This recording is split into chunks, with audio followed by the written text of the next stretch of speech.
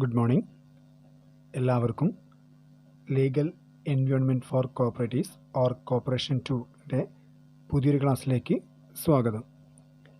ഇന്ന് നമ്മൾ ഒരു ചാപ്റ്ററിനെ കുറിച്ചാണ് നമ്മളിന്ന് ഡിസ്കസ് ചെയ്യുന്നത്. Chapter 4 Kerala cooperative societies act 1969 and it's registration of cooperative society. ഇപ്പോൾ കേരള കോപ്പറേറ്റീവ് സൊസൈറ്റി ആക്ടിനെ കുറിച്ച് നമ്മൾ പഠിച്ചതാണ്. അതിൽ വരുന്ന എങ്ങനെയാണ് ഒരു കോപ്പറേറ്റീവ് സൊസൈറ്റി രജിസ്റ്റർ ചെയ്യേണ്ടത്, അതുമായി ബന്ധപ്പെട്ടുള്ള കുറേ റൂൾസ് ആൻഡ് റെഗുലേഷൻസിനെ കുറിച്ചാണ് നമുക്ക് ഇനി മുതൽ അങ്ങോട്ട് പഠിക്കാനുള്ളത്. ഓക്കെ, അപ്പോൾ നമ്മൾ ഇന്ന് കവർ ചെയ്യുന്ന ഏരിയകൾ എന്താണ് ആക്ട് എന്നുള്ളതാണ്. Act, then definition, then registrar ആരാണ്, then registration and limited liability, application for registration, ഇനി എന്താണ് രജിസ്ട്രേഷൻ, ദെൻ രജിസ്ട്രേഷൻ സർട്ടിഫിക്കറ്റ്, പിന്നെ bylaw and its subject matters. അപ്പോൾ ഇത്രയും കാര്യങ്ങളാണ് നമ്മൾ ഇന്നത്തെ ക്ലാസ്സിൽ നമ്മൾ ഡിസ്കസ് ചെയ്യാൻ പോകുന്നത്. ഓക്കെ, ഇനി അതിൽ ഒന്നാമതായി പറയുന്ന കാര്യം ഏതായിരുന്നു? ആക്റ്റാണ്. Okay, section 1. നമ്മൾ ഇനി മുതൽ സെക്ഷനുകളാണ് ഓരോന്നും ഡിസ്കസ് ചെയ്യാൻ പോകുന്നത്. അപ്പോൾ അതിൽ ഒന്നാമത്തത് ആക്റ്റാണ്. Act, Section 1. The Act means the Kerala Cooperative Societies Act 1969. Okay, അപ്പോൾ ആക്ട് എന്ന് ചോദിച്ചു കഴിഞ്ഞാൽ ആക്ട് എന്താണ്? Act means the Kerala cooperative societies act 1969, 1969 Kerala cooperative societies act തന്നെയാണ് എന്ത് നമ്മുടെ ആക്ട് എന്ന് പറയുന്നത്. And it extend to the whole state of Kerala, അല്ലേ? അപ്പോൾ ആ നിയമം എവിടെയൊക്കെയുള്ളതാണ്? കേരള സ്റ്റേറ്റ് മൊത്തമുള്ള ഒരു ആക്റ്റായിട്ടാണ് എന്ത് ചെയ്യുന്നത്, കണക്കാക്കുന്നത്. ഇനി രണ്ടാമത്തെ ഡെഫിനിഷൻസ് ആണ്, സെക്ഷൻ 2. അപ്പോൾ എന്താണ് സെക്ഷൻ 2 ചോദിച്ചു കഴിഞ്ഞാൽ എന്താണ്? സെക്ഷൻ 2 എന്ന് പറയുന്നത് ഡെഫിനിഷൻ ഓഫ് കോപ്പറേറ്റീവ് സൊസൈറ്റീസ് ആണ്. കുറേ ഡെഫിനിഷൻ ഉണ്ട്. അപ്പോൾ അതിൽ നമ്മൾ സ്ഥിരമായിട്ട് യൂസ് ചെയ്യുന്ന അല്ലെങ്കിൽ സ്ഥിരമായിട്ട് പരീക്ഷയ്ക്ക് വരുന്ന കുറേ കാര്യങ്ങൾ മാത്രമേ എന്ത് ചെയ്യുന്നുള്ളൂ, ഡിസ്കസ് ചെയ്യുന്നുള്ളൂ. അപ്പോൾ അതിൽ ഒന്നാമത് നോക്ക്, എന്താണ് ഡിഗ്രി എന്നുള്ളതാണ്. ചിലപ്പോൾ 2 മാർക്കിന് ചോദിക്കാറുണ്ട് ഡിഗ്രി എന്നുള്ളത്. അപ്പോൾ degree means any order or decision or award referred to an section 70 of the act. അപ്പോൾ ഡിഗ്രി എന്ന് പറഞ്ഞാൽ എനി ഓർഡറാണ്, ഏതെങ്കിലും ഒരു ഓർഡർ ആയിരിക്കാം, ഓർ ഡിസിഷൻ ആയിരിക്കാം, ഓർ അവാർഡ് ആയിരിക്കാം. എങ്ങനെയാണ്? In section 70 of the act. അപ്പോൾ ആക്ടിൻ്റെ സെക്ഷൻ 70 പ്രകാരം റെഫർ ചെയ്യുന്ന ഏതെങ്കിലും ഒരു ഓർഡറിനെയോ അല്ലെങ്കിൽ ഡിസിഷനെയോ അല്ലെങ്കിൽ അവാർഡിനെയോ ആണ് എന്തറിയുന്നത്, നമ്മൾ ഡിഗ്രി എന്ന് പറയുന്നത്. ഓക്കെ, ദെൻ ഡിഗ്രി ഹോൾഡറാണ്. Degree holder means any person holding a degree or legal assignee of degree. അപ്പോൾ ഡിഗ്രി എന്ന് പറയുന്നത് ആരാണോ ഡിഗ്രി ഹോൾഡ് ചെയ്യുന്നത് ആ വ്യക്തിയാണ് നമ്മൾ ഡിഗ്രി ഹോൾഡർ എന്ന് പറയുന്നത്. ഓക്കെ, അവിടെ ഡിസിഷൻ എടുക്കുന്ന ആരാണോ അല്ലെങ്കിൽ ഡിസിഷൻ ആരാണോ വയ്ക്കുന്നത് അവരെയാണ് നമ്മൾ എന്ത് പറയുന്നത്, ഡിഗ്രി എന്ന് പറയുന്നത്. ദെൻ നെക്സ്റ്റ് നമുക്ക് മൂന്നാമത്തത് default. Default means in the failure of part any person to repay of financing bank or to any other society or a loan or any other amount due to within the time fixed for their payment. അപ്പോൾ default എന്ന് ഉദ്ദേശിക്കുന്നത് ആരാണോ ഒരു default വരുത്തുകയാണ്. എന്തിലാണ്? ഏതെങ്കിലും ഒരു വ്യക്തി അദ്ദേഹം default fail ആവുകയാണ്. എന്തിനാണ്? ലോൺ എടുത്ത തുക അടയ്ക്കാൻ വൈകുകയോ അല്ലെങ്കിൽ മറ്റുള്ള സൊസൈറ്റിക്ക് കൊടുക്കാനുള്ള തുക കൊടുക്കാതിരിക്കുകയോ അങ്ങനെ അദ്ദേഹത്തിൻ്റെ റെസ്പോൺസിബിലിറ്റി ചെയ്യാതിരിക്കുകയോ ചെയ്ത് കഴിഞ്ഞാൽ, അപ്പോൾ അങ്ങനെയുള്ള ഒരു ഫെയിലിയറിനെയാണ് നമ്മളെന്ന് പറയുന്നത് ഡിഫോൾട്ട് എന്ന് പറയുന്നത്. ഓക്കെ, അദ്ദേഹത്തിന് വരുന്ന ഫോൾട്ടുകളാണ്. അപ്പോൾ ഒന്നുകിൽ failure of part of any person, ഒരു വ്യക്തിയുടെ ഭാഗമായിട്ടുണ്ടായുള്ള ഫെയിലിയേഴ്സിനെയാണ് നമ്മളെന്ന് പറയുന്നത് ഡിഫോൾട്ട് എന്ന് പറയുന്നത്. ഇനി അടുത്തായി പറയുന്നത് defaulter. Defaulter means any cooperative society against which any person against who A degree has been obtained. അപ്പോൾ ഡിഗ്രി ഒബ്റ്റെയിൻ ചെയ്ത ആരാണോ അത് നമുക്ക് എന്ത് പറയാം, ഇങ്ങനെയുള്ള ഡിഫോൾട്ടർ എന്ന് പറയാം, അല്ലേ? കോപ്പറേറ്റീവ് സൊസൈറ്റിക്ക് എതിരായിട്ട് പ്രവർത്തിക്കുന്ന ഏതെങ്കിലും ഒരു വ്യക്തിയാണ്. അപ്പോൾ അതേ നമുക്കെന്ത് പറയാം, ഡിഫോൾട്ടർ എന്ന് പറയാം. പിന്നെ ഓഫീസറാണ്. Officer means president, vice president, chairman, vice chairman, secretary, manager, member of committee or treasurer and includes liquidator, administrator etcetera. അപ്പോൾ ഇങ്ങനെ ഒരു കോപ്പറേറ്റീവ് സൊസൈറ്റിയിലെ അഡ്മിനിസ്ട്രേഷൻ അല്ലെങ്കിൽ അവരുടെ പ്രവർത്തനങ്ങളൊക്കെ കൈകാര്യം ചെയ്യുന്ന ഒരു വ്യക്തിയെ നമുക്ക് എന്തായി കണക്കാക്കാം, ഒരു ഓഫീസറായിട്ട് കണക്കാക്കുക എന്നുള്ളതാണ്. പിന്നെയുള്ളത് സ്റ്റേറ്റ് ആണ്. State means the state of Kerala. അപ്പോൾ നമ്മുടെ ഈ ഒരു act Kerala cooperative societies act ആരുമായി ബന്ധപ്പെട്ടാണ്? കേരളയുമായി ബന്ധപ്പെട്ടാണ്. ഓക്കെ. ഇനി സെക്ഷനാണ്.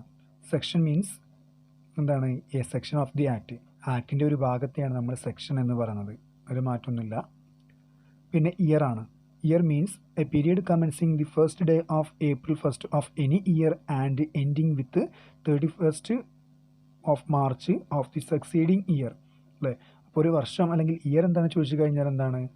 ഒരു പീരിയഡാണ് അല്ലേ? Commencing on the first day of April. April മാസം 1-ാം തീയതി മുതൽ ആരംഭിച്ച് എന്നാണ് അവസാനിക്കുന്നത്? Ending with 31st March of the succeeding year. അപ്പോൾ അടുത്ത വർഷം എന്താണ്? മാർച്ച് 31st അവസാനിക്കുന്ന ഒരു വർഷത്തെയാണ് നമ്മൾ എന്ത് പറയുന്നത്? ഇയർ എന്നുകൊണ്ട് ഉദ്ദേശിക്കുന്നത്. ഓക്കെ. ഇത്രയും കാര്യങ്ങളാണ് ഇതിൽ വരുന്നത്. ഡെഫിനിഷൻസ് നമ്മൾ നോക്കുന്നത്.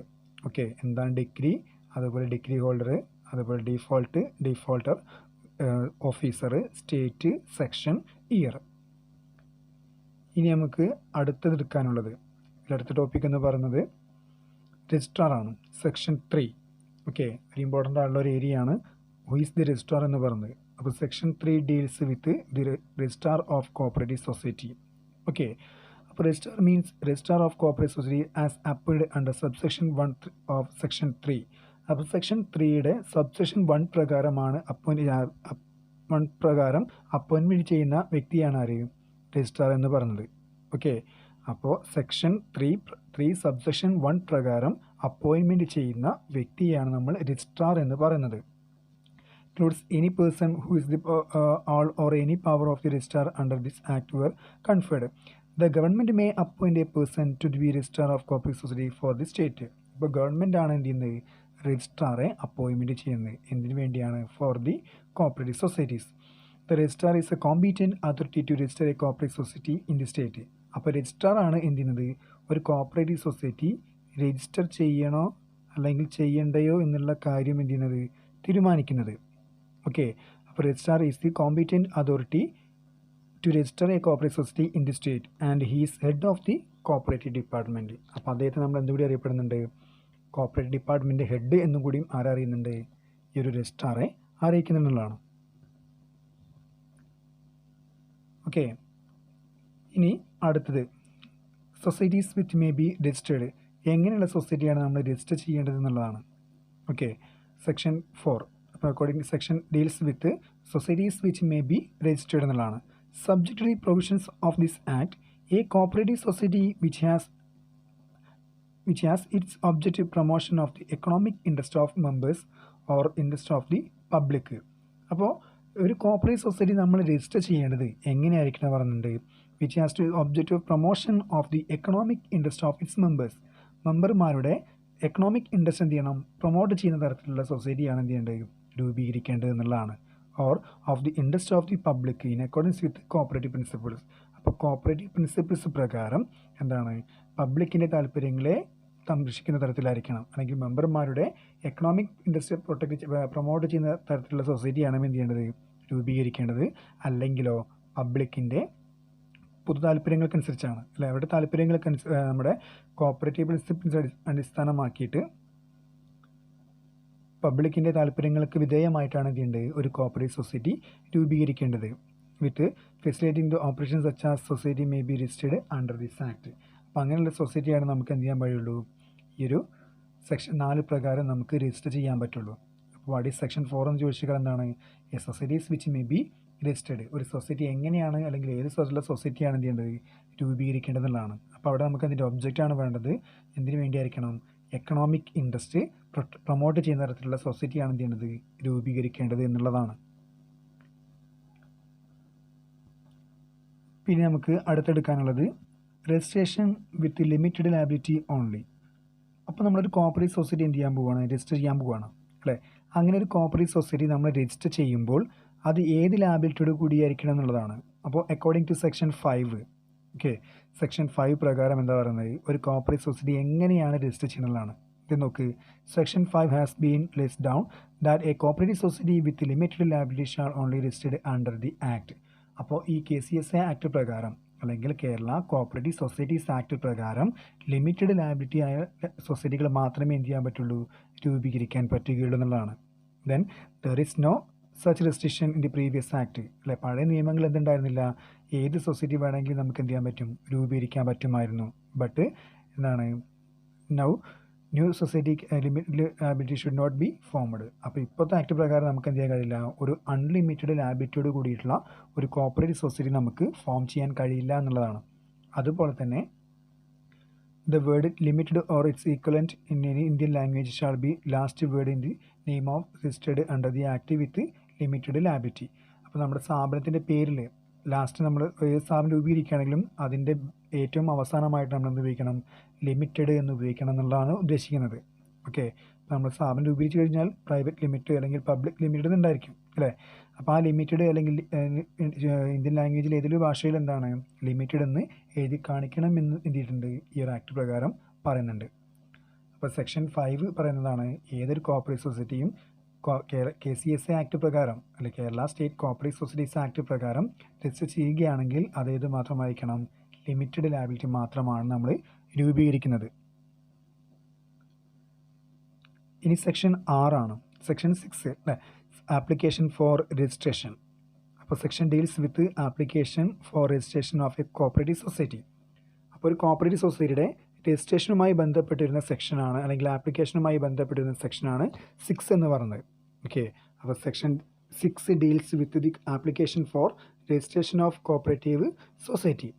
Then as per the section of the application for registration should in the prescribed form number 1, and it should be submitted to the registrar. The application should confirm the following requirements. അപ്പോൾ ഈ ഒരു section 6 പ്രകാരം എന്ത് ചെയ്യണം, ഒരു cooperative society register ചെയ്യാനുള്ള application കൊടുക്കണം. ആർക്കാണ്, ഷുഡ് ബി പ്രിസ്ക്രൈബ്ഡ് ഫോം അല്ലേ. അപ്പോൾ ഫോം നമ്പർ 1 ഉണ്ട്, അതാണ് നമ്മുടെ ആപ്ലിക്കേഷൻ ഫോം.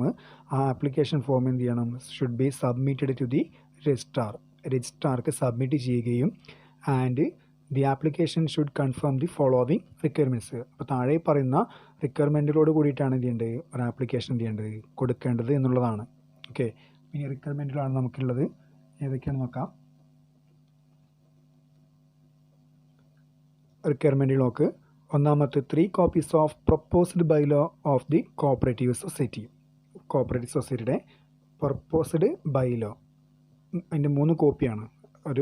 ഒരു ലീഗലായിട്ടുള്ള ഒരു സർട്ടിഫിക്കറ്റ്, ഒരു എവിഡൻസ് ആണ് ബൈലോ എന്ന് പറയുന്നത്.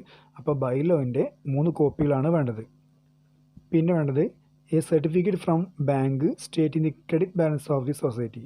സൊസൈറ്റിയുടെ ക്രെഡിറ്റ് ബാലൻസ് ഷോ ചെയ്തുകൊണ്ടുള്ള ഒരു സർട്ടിഫിക്കറ്റ് എന്ത് ചെയ്യണം, കാണിക്കണം. മൂന്നാമത് a list of persons who contributed shares and entrance fees is paid. ഇനി ഷെയർ കോൺട്രിബ്യൂട്ട് ചെയ്ത ആൾക്കാരുടെയും അതുപോലെ എൻട്രൻസ് ഫീസ് അടച്ചിട്ടുള്ള ആൾക്കാരുടെയും പേര് വിവരങ്ങൾ അടങ്ങിയിട്ടുള്ള ഒരു ലിസ്റ്റ്. പിന്നെ A statement showing the details as soundness of the society. ഇനി സൊസൈറ്റിയുടെ സൗണ്ട്നെസ്, അതിൻ്റെ പ്രവർത്തനങ്ങളെക്കുറിച്ചും അല്ലെങ്കിൽ അതിൻ്റെ സൗണ്ട്നെസ്സിനെ കുറിച്ചും എന്താണ് അടങ്ങിയിട്ടുള്ള ഒരു ഡീറ്റെയിൽസ് അടങ്ങിയിട്ടുള്ള ഒരു statement. Such other information and document required by the registrar. ഇനി വേറെ എന്തെങ്കിലും രജിസ്ട്രാർ പറയുകയാണെങ്കിൽ അത്തരം ഡോക്യുമെൻറ്റുകളും ഇൻഫർമേഷനും എന്ത് ചെയ്യണം, ഇതിൻ്റെ കൂടെ ഉൾപ്പെടുത്തണം എന്നുള്ളതാണ്. ശേഷം when the applicant or individual minimum number of such individuals should be 25 അല്ലേ. അപ്പോൾ ഒരു സൊസൈറ്റി രൂപീകരിക്കാൻ ആവശ്യമായുള്ള മിനിമം അംഗസംഖ്യ എന്ന് പറഞ്ഞിട്ടാണ് 25 അല്ലേ. Belonging to the different families. അപ്പോൾ വ്യത്യസ്ത ഫാമിലികളിൽ നിന്നുള്ള 25 അംഗങ്ങൾ ചേർന്ന് കൊണ്ടാണ് എന്ത് ചെയ്യേണ്ടത്, ഒരു കോപ്പറേറ്റീവ് സൊസൈറ്റി രൂപീകരിക്കേണ്ടത്. Okay, and should be signed in the application. അപ്പോൾ അതിലെന്ത് ചെയ്യണം, ഉള്ള എല്ലാ അംഗങ്ങളും എന്ത് ചെയ്യണം, സൈൻ ചെയ്യുകയും വേണം. അതിനുശേഷം മാത്രമേ നമുക്ക് ആപ്ലിക്കേഷനിലെ ബാക്കിയുള്ള പ്രൊസീജിയർ എന്ത് ചെയ്യാൻ പറ്റുള്ളൂ, ചെയ്യാൻ കഴിയുകയുള്ളൂ. ഇതാണ് ആപ്ലിക്കേഷൻ ഫോർ രജിസ്ട്രേഷൻ സെക്ഷൻ 6 പ്രകാരം പറയുന്നത്.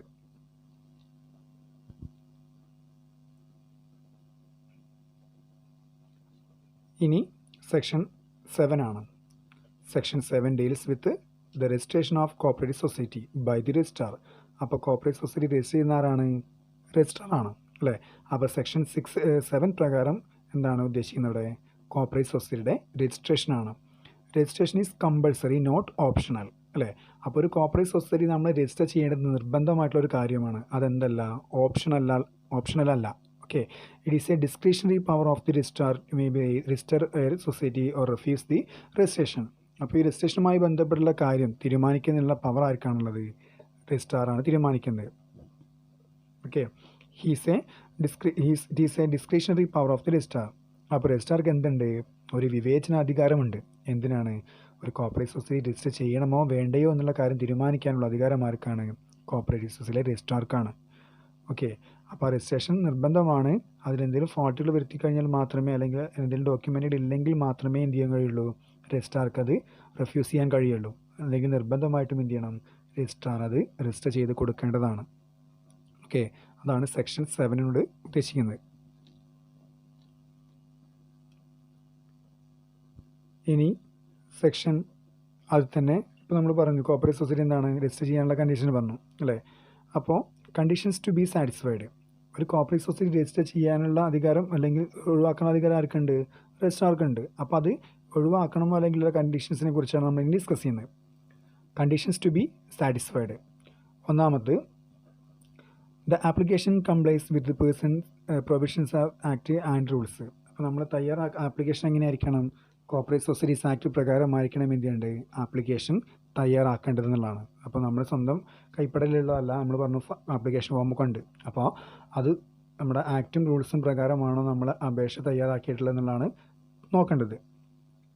രണ്ടാമത്, the object of the societies are in the accordance with the section 4. നമ്മൾ നേരത്തെ പറഞ്ഞ സെക്ഷൻ 4 ഉണ്ട് ഇവിടെ അല്ലേ? സെക്ഷൻ 4 എന്താണ്? The object of the corporate society. എന്തിനു വേണ്ടിയായിരിക്കണം കോർപ്പറേറ്റ് സൊസൈറ്റി ഉപയോഗിക്കേണ്ടത്? എക്കണോമിക് ഇൻട്രസ്റ്റ് പ്രൊമോട്ട് ചെയ്യാൻ വേണ്ടിയാണ് അല്ലേ? അല്ലെങ്കിൽ പബ്ലിക് ഇൻട്രസ്റ്റ് പ്രൊമോട്ട് ചെയ്യാൻ വേണ്ടിയാണ്. അപ്പോൾ ആ ഒബ്ജക്റ്റ് ആയിരിക്കണം എവിടെ വേണ്ടത്? കോർപ്പറേറ്റ് സൊസൈറ്റിക്ക് വേണ്ടത്. ഇനി അടുത്തത്, the area of operation proposed society and the area of operation of another society does not overlap. ഇപ്പോൾ രണ്ട് സൊസൈറ്റികൾ തമ്മിലുള്ള ഏരിയ ഓഫ് ഓപ്പറേഷൻ എന്ത് ചെയ്യാൻ പാടില്ല? ഓവർലാപ്പ് ചെയ്യാൻ പാടില്ല എന്നുള്ളതാണ്. ഇപ്പോൾ നമുക്ക് എക്സാമ്പിൾ രണ്ട് സൊസൈറ്റിയുടെയും ഏരിയ ഓഫ് ഓപ്പറേഷൻ എന്തായിരിക്കണം? ഡിഫറെൻ്റ് ആയിരിക്കണം. അപ്പോൾ ഒന്നിൽ എന്ത് ചെയ്യാൻ പാടില്ല? മറ്റൊരു സൊസൈറ്റിയുടെ ഏരിയ ഓഫ് ഓപ്പറേഷനായിട്ട് കടന്നു വരാൻ പാടില്ല എന്നുള്ളതാണ്. Then the proposed bylaw is not contrary to the provisions of the act and rules. അപ്പോൾ നമ്മൾ തയ്യാറാക്കിയിട്ടുള്ള ബൈലോ ഉണ്ട് അല്ലേ?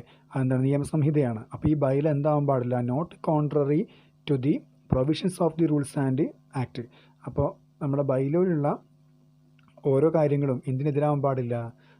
ഈ KCS ആക്ടിനുള്ള ഇതിന് എതിരാവാൻ പാടില്ല എന്നുള്ളതാണ് ഉദ്ദേശിക്കുന്നത്. Then last one, the proposed society complies with the requirement of sound business. ഇനി അതിലെന്തിരിക്കണമെന്ന് പറയുന്നുണ്ട്? നമ്മൾ നേരത്തെ പറഞ്ഞ പോലെ സൗണ്ട്നെസ് മനസ്സിലാക്കാനുള്ള സ്റ്റേറ്റ്മെൻറ്റ് വേണമെന്ന് പറയുന്നു അല്ലേ? അപ്പോൾ സൗണ്ട്നെസ് ഒക്കെ ഉണ്ടോ എന്നുള്ളത് ചെക്ക് ചെയ്തതിന് ശേഷം മാത്രമേ എന്ത് ചെയ്യുള്ളൂ? ആ കോർപ്പറേറ്റ് സൊസൈറ്റി രജിസ്റ്റർ ചെയ്തതായിട്ട് ആരറിയിക്കുകയുള്ളൂ? ഈ രജിസ്ട്രാർ അറിയിക്കുകയുള്ളൂ. ഇതാണ് conditions to be satisfied for the registration of corporate society by the registrar എന്ന് പറയുന്നത്.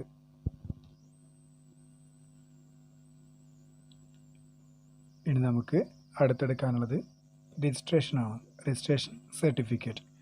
Section 8. Section 8 deals with the registration certificate of cooperative society.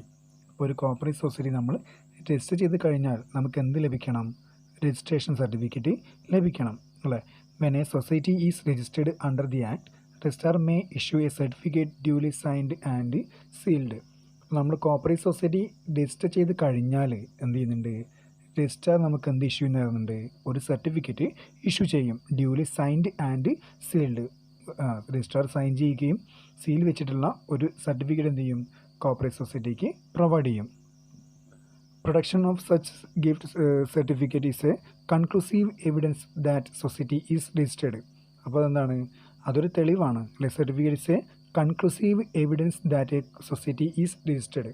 അപ്പോൾ ഒരു സൊസൈറ്റി രജിസ്റ്റർ ചെയ്തു എന്നതിനുള്ള ഒരു തെളിവായിട്ടാണ് നമ്മൾ ഇതിനെ കണക്കാക്കുന്നത്?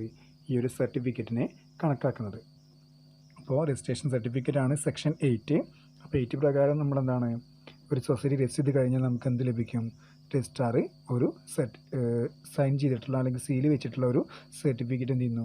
ഇഷ്യൂ ചെയ്യുന്നു. ആ സർട്ടിഫിക്കറ്റ് എന്താണ്? It's A conclusive evidence that A society is registered. Society register ചെയ്തിട്ടുള്ള ഒരു തെളിവായിട്ടാണ് നമ്മൾ ഇതിനെ കണക്കാക്കുന്നത്?